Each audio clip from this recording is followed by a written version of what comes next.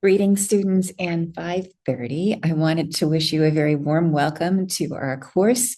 And I wanted to kind of give you a sense of how the activities and our assessments and our readings and the other materials in our class kind of fit together to support your learning.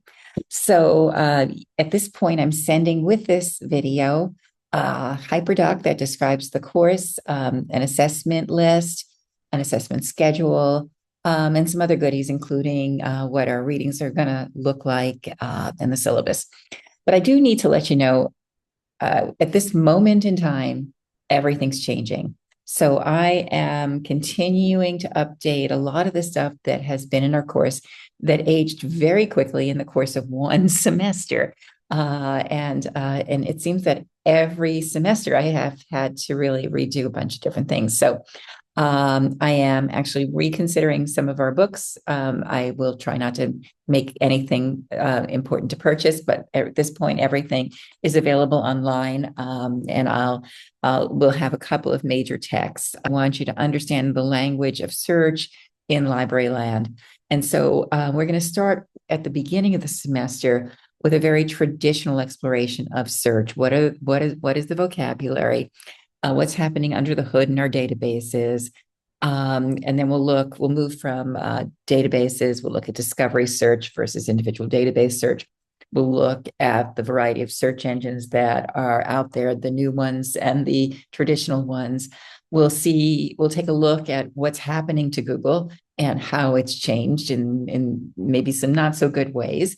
But we'll also explore the various different Google searches that a lot of people don't even know about that can be really valuable in terms of finding the things that you, your students, your patrons, your clients need. And we'll also look at how AI is changing everything. So AI is now available, as you probably know, in our search engines and our databases. And we're using AI, large language models, and other tools as search tools in some cases. And so we'll look into all of those things. So I want you to stay with me at the beginning part of the semester, probably a third of the semester, maybe closer to a half, but we're doing more traditional stuff. And then I wanted to kind of talk to you about how the work that you're doing fits together. So I might actually just share my screen. So I'm going to bring up a list of assessments and how they fit together. So let's take a look at this. So the first group of activities, assessments I'm going to talk about are your search activities. There are 6 of them, each is worth 5 points. And they are really getting your hands dirty, playing around. So the first one is you're going to be playing around in the Rutgers database hub and some of the other major database hubs. You'll explore databases that I hope you have never seen. I want you to see some stuff that's new. And I'm going to have you categorize these databases in the language of some librarians. So you'll know their types. In the past, you may remember that we had reference shelves, and you'd see atlases and dictionaries and special encyclopedias and such. I want you to have a notion of the schema of these things. What types of databases are there? How do they work? What are the brands? How do the interfaces differ? You'll get a sense of all of these things and that'll stick with you as you work with patrons. In any case, this is very possible as an activity that might feed into assignment 1, which is a user-facing tutorial for a database. I hope that it will be in some kind of video format, perhaps embedded in a poster. A lot of creative options for that. In assignment 2, which is building a LibGuide, if you stay with the same topic or in the same area throughout, it's very possible that the search activities you explore and some of these other things will find their way into your LibGuide. So if you're working on a project on romantic poetry, for instance, and you describe a database for the tutorial that's a literature database that actually could be a tutorial you would embed in your LibGuide. Doesn't have to be, you can explore broadly if you like, but it's possible. So you can either work strategically or you can just work as an exploration. So assignment 1 and 2, those are the 2 big assignments, and the other things are assessments. They're smaller projects. So that exploring the database hub is the first one. And this will also feed into your database of the week. If you discover something you want to share with the class as database of the week, I mentioned that assignment one was a tutorial that's formal. Say you're talking to a group of business people in a library and you're showing them a statistic database that will help them plan or will help them create a business plan. There are databases that do that. Then you're speaking to a specific audience. For database of the week, really casual. Each week somebody chooses a database. You can put yourself on the schedules, and you can always change yourself if that week doesn't work. But I want you to informally talk like a librarian and describe the database for the class. The class will be able to look at that in the Canvas thread, and I'll move that thread throughout the course. So your explorations in some of these activities may feed into database of the week, assignment one or assignment two. Search activity two, very traditional. I did that in library school back in the old days, very old days. And you're basically understanding Boolean logic and logical operators and facets in a deep way. This is the basis for an awful lot of what you're doing in databases. And it's even when you're thinking about how to search in search engines. And this will become clearer to you as you go along. But this may not be a way you've ever thought before. Facets are not really a familiar concept to the average person. So we're going to be doing that. And your logic grid will maybe go into assignment two. In your LibGit you might deliver instruction. These are going to be search guides. So it's possible you're going to want to offer your users tips. It's possible you're going to want to share with them promising controlled vocabulary, promising hashtags, which are used to search across social media. So all of these things, I want you to start thinking about what are you doing that's not random? What is the intentional library head thinking about search? So that might feed into assignment two. I'll go quicker here. Assignment three is command line search. This is really getting old school, but we're only going to spend a week on it. I want you to understand how people who are specialized searchers, who are very, very skilled, use command line search. It's very much like computer programming to get to what they need. The reason we're doing that is when you learn to use command line, you learn to understand what fields are. You'll really understand the fields that make up a record. You'll understand all of the metadata better, and you'll be able to use that metadata to improve your search and to show users how they might use that metadata to improve their searches. All of this is also helpful as we start moving into AI, and we'll kind of make these connections later. And so this kind of stuff and your discoveries of databases using command line search and ProQuest dialog is going to expand your knowledge of the databases that are out there. Activity 4, this is kind of a simulation of what might happen in real life as a librarian. So you are going to be imagining that you're a librarian. You're going to pick 3 similar databases. They may be similar by format, maybe film and media databases. They may be databases that do statistics. They may be databases that are all about hot topics, and those exist across the database brand names like EBSCO and ProQuest and Gale. And so you might compare them and see which one is the best one for your users, which one can you afford, what's the best value. And so those will also find their way perhaps into assignment 1 or 2 if you find one you like to talk about in a tutorial, or if you find some that you want to include in your LibGuide. And it could also be database of the week.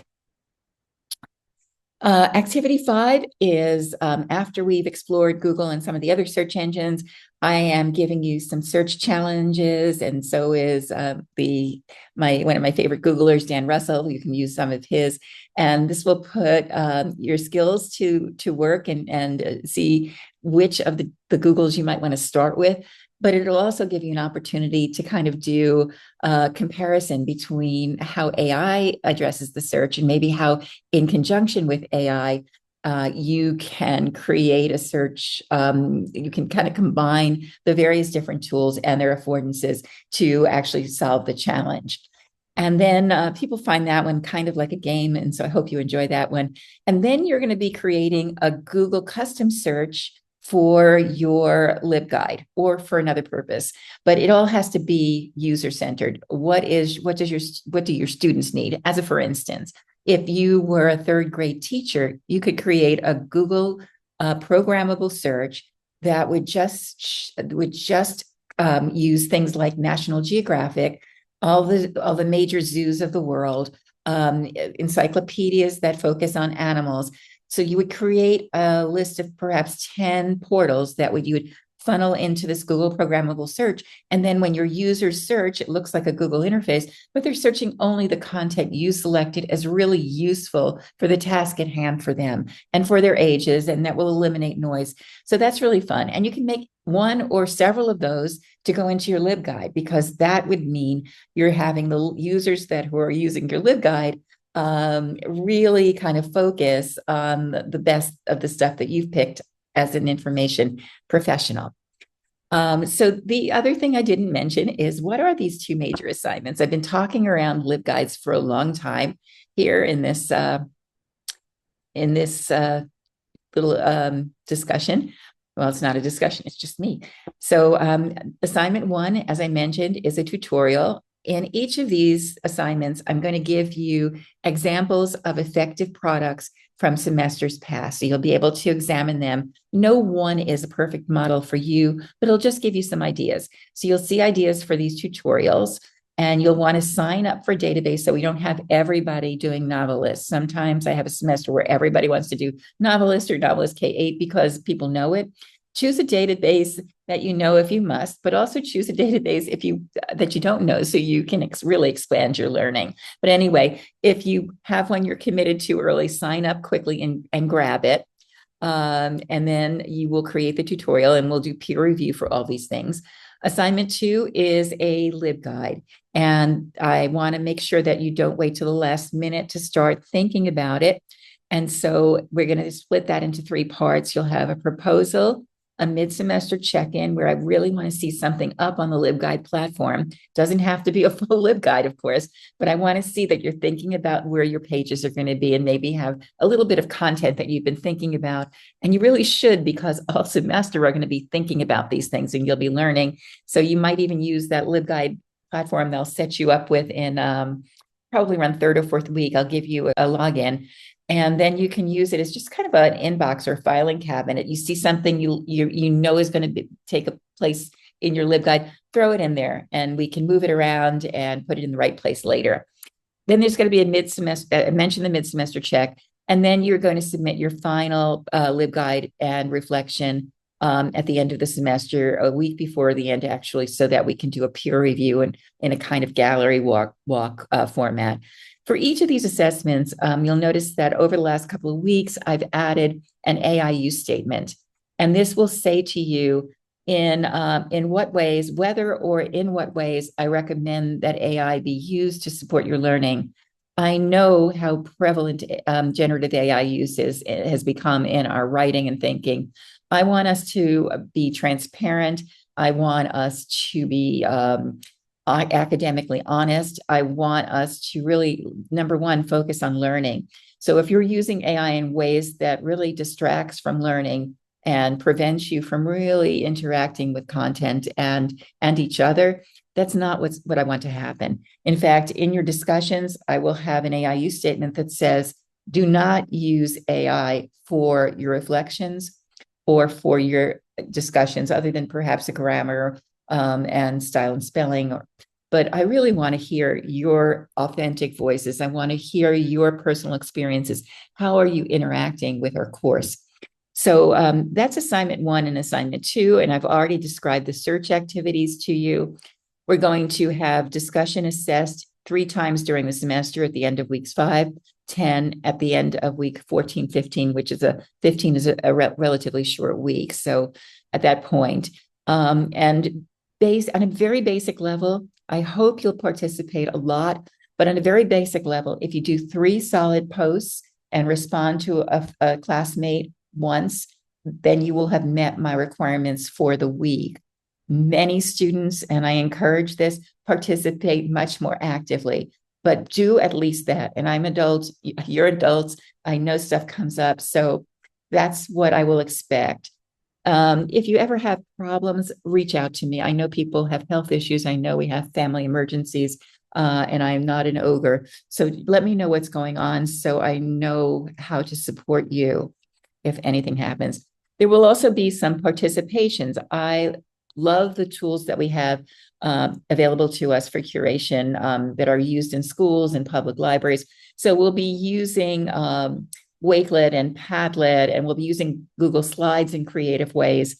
And I think that you're going to have fun. We'll do some safaris, we'll do some teach backs.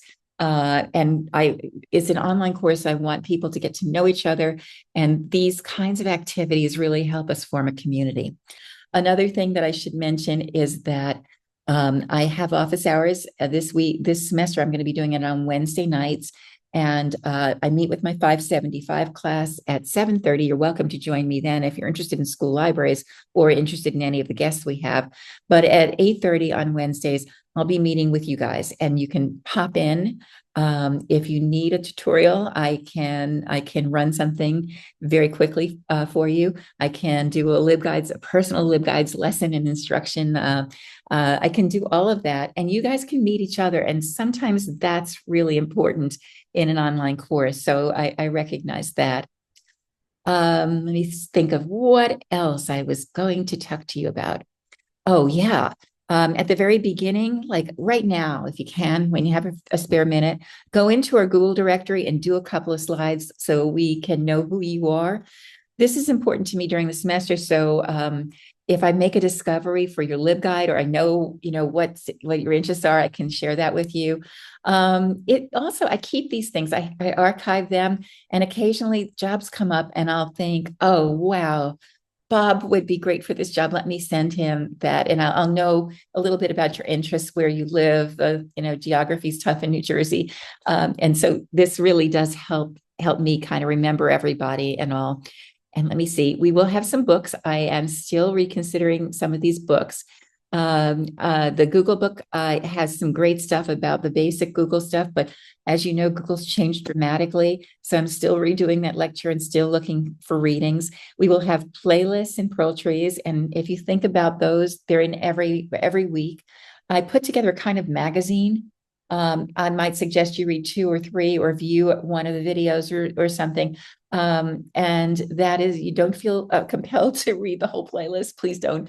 But these are areas of interest. So flip through them as you would a magazine, enjoy them, explore. I will be getting as I said, all of these books are online and you should be able to access them easily. And I may be making some switches, but I'll give you ample time. I'll get these on before you ever get to the module. I usually keep 2 and sometimes 3 modules ahead open, but I also expect that you'll stay in the module where we are playing during that week, because I want your head there and I want you to be part of the conversation. I didn't mention Voices of Search. Maybe I'll take you there for a second. These are videos I do with people all over Library Land. And so you can see Mary Ellen Search. We have a community college librarian, the people from JSTOR were talking about the AI that they've incorporated. We have Dr. Costello, who you may know, who talks about health information seeking. Nicole Hennig on AI literacy. So that might be, these I think are really interesting, and they show you the many types of jobs that an information professional can have. For instance, Mary Ellen Bates is an entrepreneur. Barry Schwartz is a blogger. He's not really a librarian. Aaron Tay is a really important voice in AI and academic librarianship. Helen Taylor is the librarian at the Fashion Institute of Technology, and we have somebody from the Culinary Institute.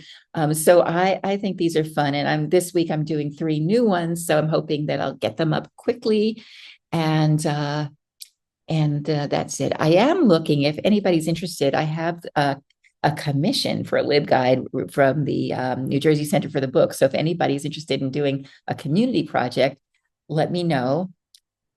I've been talking a lot, but I want to say, most importantly, I think this stuff is so much fun. I think it's really important for librarians to be 2 or 3 steps ahead of the community when it comes to what's new in search, what is part of a librarian's toolkit, what types of thresholds you'll be crossing with your learning this semester. I want you to be very metacognitive about what you're learning. I want you to reflect. I want you to form a community. I want to enjoy learning with you. And it has never been more exciting to be an information professional. So I think I'll stop here and just finish this welcome, and I will see you in September. And I am looking forward to learning with you. 5:30. Bye.